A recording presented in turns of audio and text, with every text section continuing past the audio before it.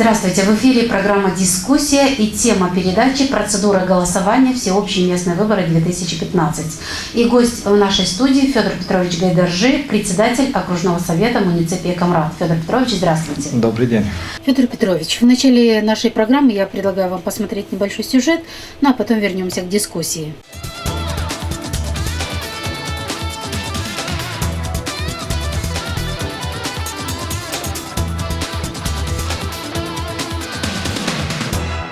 Активность кандидатов в примары и в советники в муниципии Камрат весьма большая. Об этом сообщил председатель окружного совета номер 36/1 Федор Гайдаржи, который отметил, что за должность примара столицы Гагаузии будут бороться 2 независимых кандидата и 4 кандидата от политформирований Республики Молдова. А на 27 вакантных мест советников претендуют 310 кандидатов. Всего, с учетом всех партий, на 27 мест зарегистрировано 310 кандидатов с учетом партий, согласно представленных списков. Это получается более 11 человек на одно место. По примарам зарегистрировано 6 кандидатов в примары. Это от 4 партий и 2 независимых. Очередность кандидатов в примары и в советники в бюллетенях будет определяться согласно времени поданных ими документов и на основе жеребьевки. Бюллетень на пост советников, скорее всего, будет в виде книжечки, поскольку очень много претендентов. Из предыдущей практики, я думаю, что Центральная избирательная комиссия после получения уже завершающего этапа регистрации, они рассмотрят специальным заседанием наше положение, и из предыдущей практики, как было и в прошлых местных выборах, скорее всего, будет книжечка. Агитационную работу кандидаты в примары и в советники могут начать после их регистрации в окружном избирательном совете. Согласно закону, местный публичный орган должен определить места, где могут размещать все кандидаты агитационные. Это прерогатива местного публичного органа.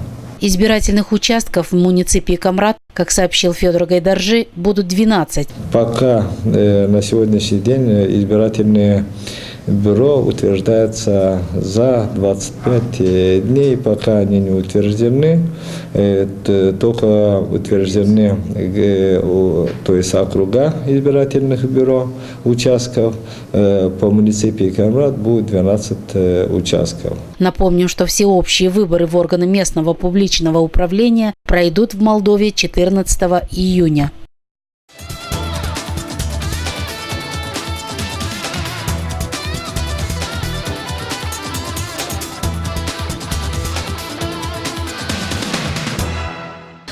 Федор Петрович, скажите, вот уже выборы совсем скоро, да, 14 июня, уже не за горами. Вот какова ситуация на сегодня и как проходит предвыборная кампания?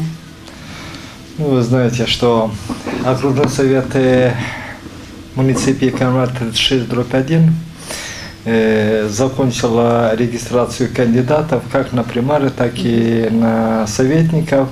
На сегодняшний день у нас 6 кандидатов на примары в муниципии Камрат, 2 независимых и 4 кандидата, которые делегированы от партии. Также было зарегистрировано 80 кандидатов на советники. Это из них 11 представителей из партии и 69 как независимые кандидаты. Один из независимых кандидатов подал заявление, чтобы снять из предвыборной гонки, поэтому у нас осталось вместе с партией на сегодняшний день 79 кандидатов вместе с партией, представителями партии. На данный момент мы согласовываем содержание бюллетеня, их данные, где они ознакомились, внесли коррективы в содержании избирательного бюллетеня. Кандидаты все, и как представители партии, так и независимые, сейчас организовывают встречи согласно кодекса о выборах по предвыборной гонке, где ознакомливает своей предвыборной программой избирателя муниципии Камрат и те планы, которые они планируют в случае избрания, чтобы реализовать. Какие-то нарушения наблюдаются или все спокойно у вас? Пока нарушений нет. У нас только была одна жалоба, но это по поводу средств массовой информации. Насколько я знаю, его тоже мы направили в окружной совет второго уровня, но я как понял, уже данный инцидент разрешился, и больше жалоб у нас не поступало. Также кандидаты, которые обязаны в этот период 3 раза сдать свои финансовые отчеты, те, которые открыли, это независимые кандидаты, те, которые открыли счета для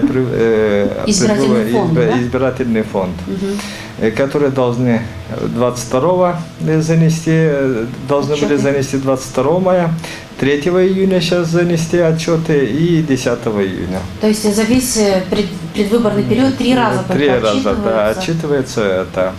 И вот до 13 июня они могут провести агитацию, и встречи с избирателями и в указанных тех местах, которые дало разрешение местный это дает местный публичный орган, это по микрорайонам в общественных местах, центральная площадь, Дом культуры, где установила местный публичный орган, то есть Приморье муниципии Камрат. Сколько у нас избирательных участков и сколько избирательных? У нас 12 избирательных участков открывается в пределах более 21 тысячи избирателей, где также за 20 дней освобожденные лица уже начали работать избирательных бюро, то есть избирательных участковых бюро. Также они получили уже избирательные списки. Каждый избиратель может подойти к своему избирательному участку. Границы избирательных участков распечатаны на kamrat-сайте.md. И человек может подойти, уточнить, то есть с паспортом, где предъявляет свой паспорт, и после этого уточняет, правильно ли занесены его данные в избирательный список. То есть любую информацию избиратели могут найти на сайте, да? На сайте, то есть не, на сайте они находят границы избирательных участков, и на основании этих границ они подходят к тому избирательному участку, где их улица или дом включен в избирательный участок, они могут подойти и найти себя в списках, проверить свои данные, если он или нет. Если он есть человек и проверять свои данные, если какие-то коррективы, то участковое избирательное бюро вносит изменения. Если человек нету или в этот период до составления списков, пока получало участковое избирательное бюро, избиратель поменял место жительства, он также вправе подойти к тому участковому избирательному бюро, где на данный момент прописан, и чтобы его внесли в список, и до 13-го уже внесут изменения, и человек появится в тех избирательных списках, которые он должен быть. А кто формирует эти списки и как они формируются? Формирование списков проводится совместно с местными публичными органами и Центральной избирательной комиссией согласно регистра департамента, то есть паспортного стола, по всем избирателям, которые прописаны на сегодняшний день в муниципии Камрат. Независимо, может быть, что человек даст список по сравнению нашими. Многие увеличился, но это говорит о том, что согласно закону Кодекса о выборах Республики Молдова, в списке должны вноситься все избиратели, прописанные по тому месту расположения согласно участкового бюро. Если избиратель заметил, например, что он 2 раза там в списках, кому он должен обратиться в этом случае? Он должен обратиться к представителю участкового бюро, и они внесут коррективы, и потом совместно с местным публичным органом и Центральной избирательной комиссией там уточняют данные списки и обновляются, и на день голосования будут уже списки уточненного характера. Последний раз, вот когда списки проверяются, обновляются? Вот... До 13 числа. Угу. Включительно, да? Да. Что вы можете нам рассказать по процедуре голосования, если можно поподробнее, чтобы люди знали, как голосовать? На этот раз, если на парламентских выборах голосование проходило и по открепительным талонам, и если человек знал, что заранее он будет в пределах Республики Молдова, но в другом районе, он мог получить открепительный и проголосовать по месту нахождения. На этот раз каждый избиратель должен голосовать на своем избирательном участке. Там, где прописан, Где да? прописан. Голосование проходит по округам согласно прописке. Поэтому округ номер 36, дробь 1, это муниципий Камрат, который присвоен этот номер.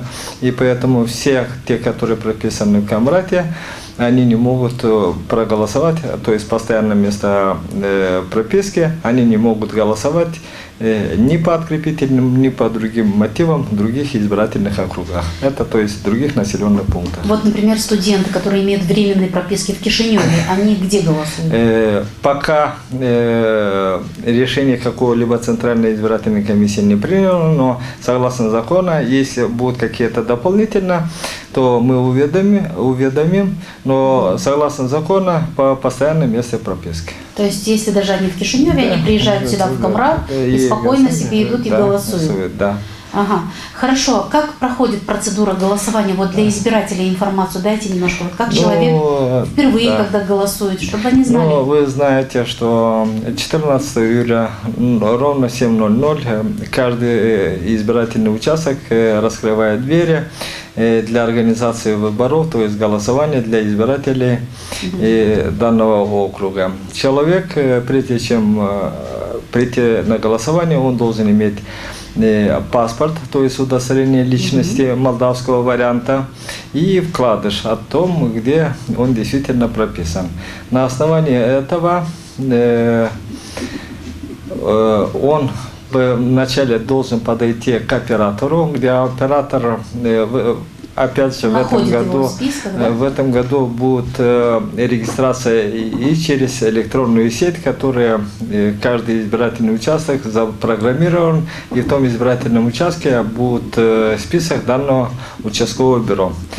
Подходит оператором, оператор вводит его данные, после этого если действительно, то есть программа показывает, что человек там прописан, и дается ему возможность пройти дальше и получить бюллетень для голосования. Чтобы знали, что в связи с тем, что это местные выборы, каждый, если на парламентских мы получали по одному бюллетеню, то на этих выборах мы будем получать 2 бюллетени, чтобы избиратель знал, что они получают 1 бюллетень для голосования в примары и 2 бюллетень для голосования в советники. Каждый избиратель, получив бюллетень, проходит как мы называем, кабинки, хотя кабинки будут образца парламентских выборов, открытые, к лицом, то есть задняя стенка будет к лицом комиссии, и это та сторона, где человек должен пройти и проголосовать, к лицом стенки. Человек имеет право ознакомиться со списком, и после этого, сделав свой выбор, проставляет печать в ИТАТ, и после этого проходит и опускает бюллетень в урну. Я хочу отметить о том, что в связи с тем, что список кандидатов по советники муниципии Камрат очень большой, и вероятность, что на этой неделе будет рассмотрена на специальном заседании бюллетень муниципии Камрат, как и в прошлый раз на местных выборах. и книжечка, скорее всего, будет выглядеть как, то есть бюллетень будет выглядеть как книжечка.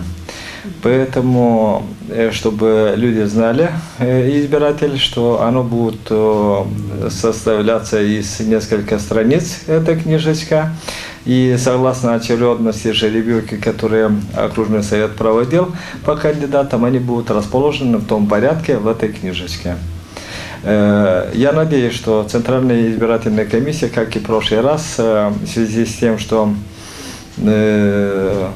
это не избирательный бюллетень, за неделю представили проекты данных содержания этих бюллетеней, как она выглядит в черно-белом варианте.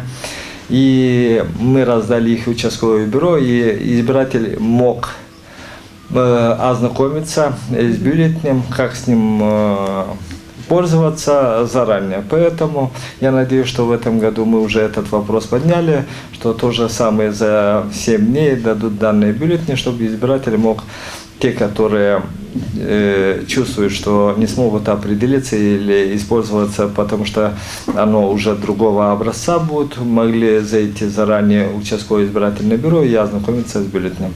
Проголосовав, опускают бюллетень и выходят. Избиратель должен знать, что находиться в избирательном участке он должен то необходимое время, которое необходимо для голосования. Не имеет права избиратель вести какие-то переговоры или кто-то подсказывает, за кого проголосовать. Если избиратель престарелого возраста и трудно или плохо видит, нужна помощь, что из числа находящихся избирателей, которые также пришли голосовать, комиссия имеет право разрешить, чтобы помогли данному человеку определиться, за кого проголосовать и проставить штамп «Байтат». А наблюдатели, которые сидят, они могут подойти, помочь? Наблюдатели и члены комиссии на это не имеют права. Понятно. А вот у многих есть советские паспорта. Вот советскими паспортами голосуют? Вы знаете, что образцы паспортов советского времени на данном этапе пока было принято решение, пока изменений нету, что данные лица не смогут проголосовать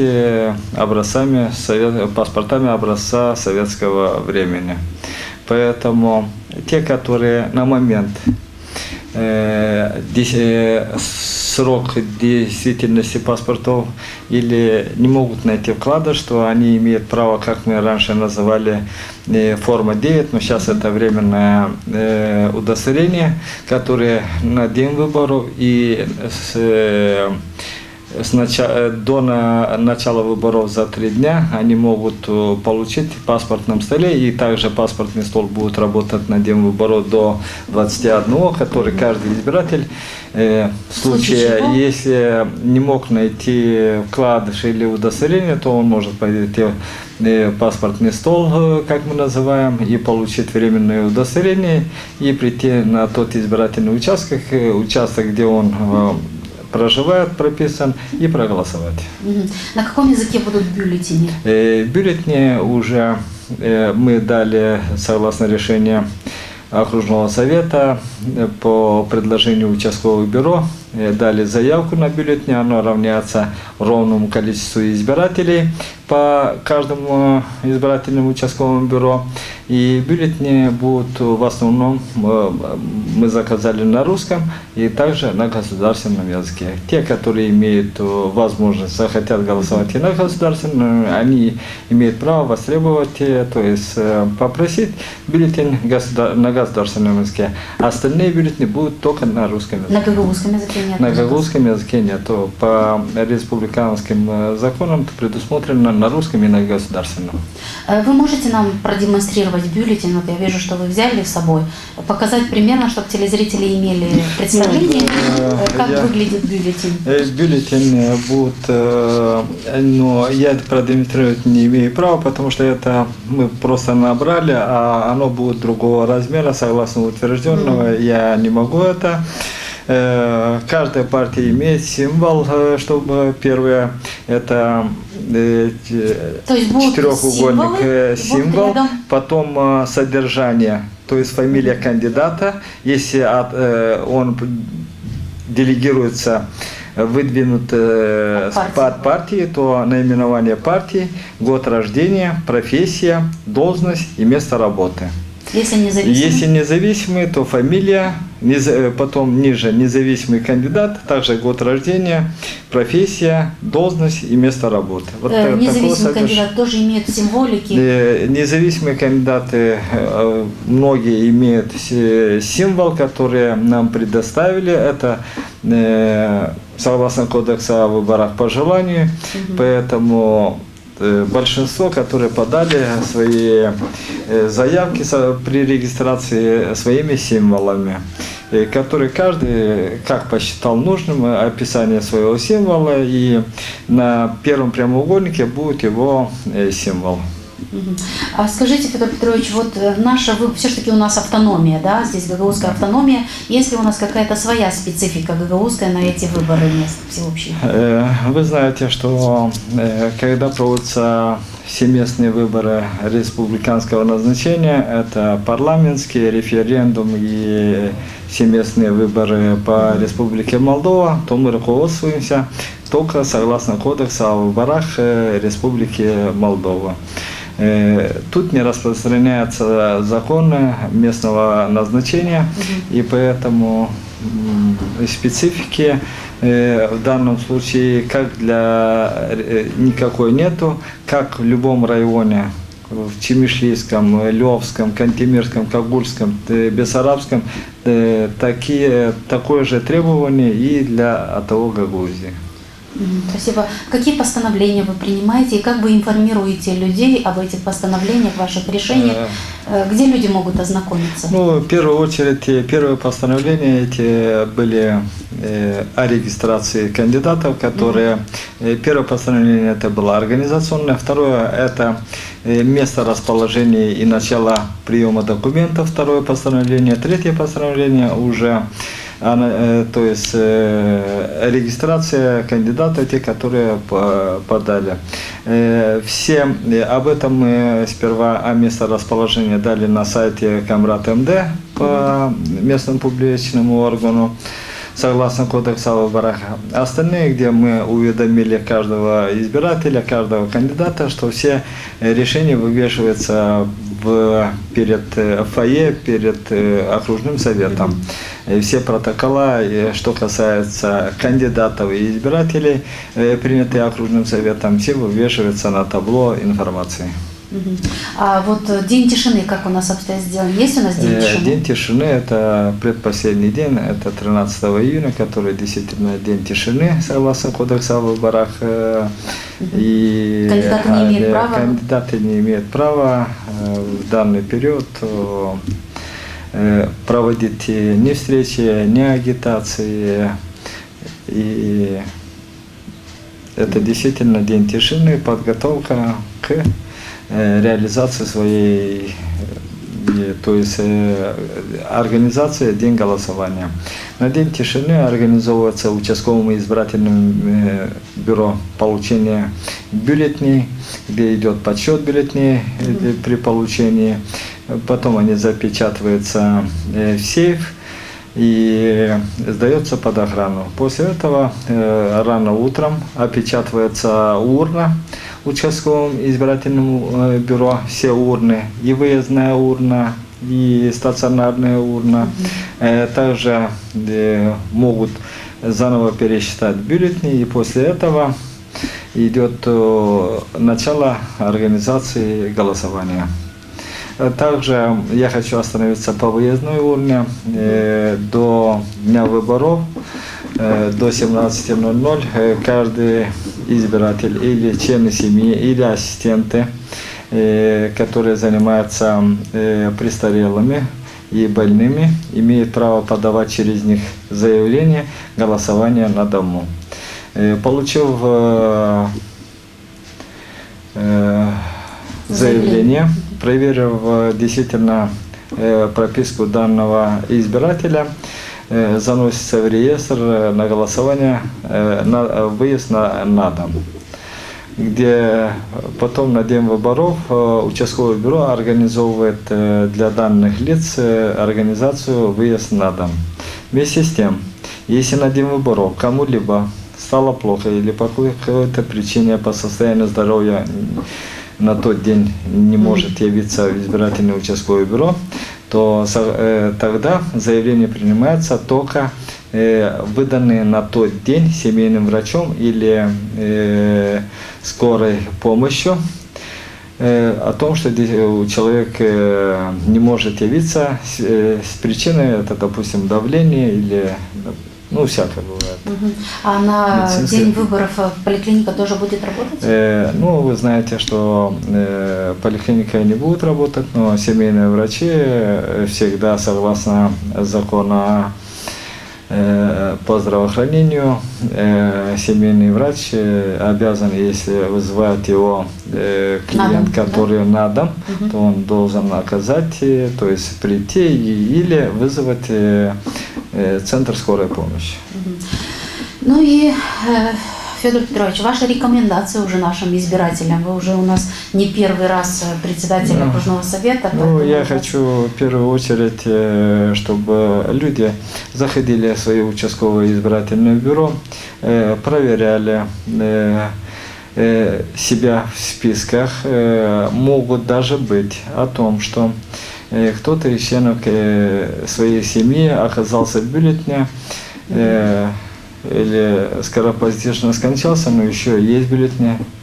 Это техническая ошибка, но мы можем его исключить только на основании каких-то подтверждающих документов. Заявление. Допустим, у члена семьи 3 года назад или 4 года назад скончалась бабушка, то они, узнав о том, что действительно она находится еще в избирательных списках, они должны написать заявление и предоставить копию свидетельства о смерти, потому что вы действительно в списках может быть и такие, но мы даже не можем их удалить без подтверждающих документов. Поэтому я прошу всех избирателей с пониманием отнестись к этим спискам, потому что некоторые относятся с пониманием, некоторые ищут какие-то изъяны, но члены участкового бюро даже они ответственны только, чтобы проверить и уведомить о том, что действительно он есть или того нету.